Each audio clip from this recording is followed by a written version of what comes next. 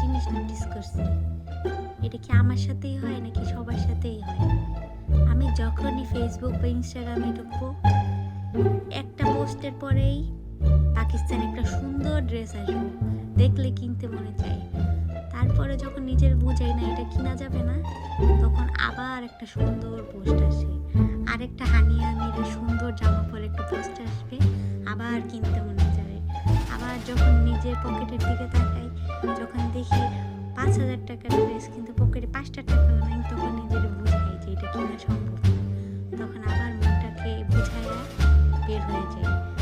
আবার 1 ঘন্টা পর যখন আসি, তখন তার থেকেও ভালো ড্রেস আমার সামনে ফেসবুক ইনস্টাগ্রাম এনে দেয়।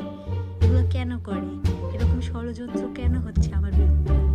যা দেখি তাই ভালো লাগে। ভ্যানিটি ব্যাগ দেখলে ভ্যানিটি ব্যাগ ভালো লাগে, পার্স দেখলে পার্স ভালো লাগে, জুতা দেখলে তো আরও সুন্দর লাগে। মানে ভাই কি যে ঝামেলার মধ্যে আছি!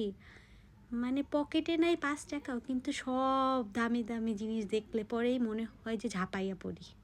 এখন কি করতে পারি বলেন তো?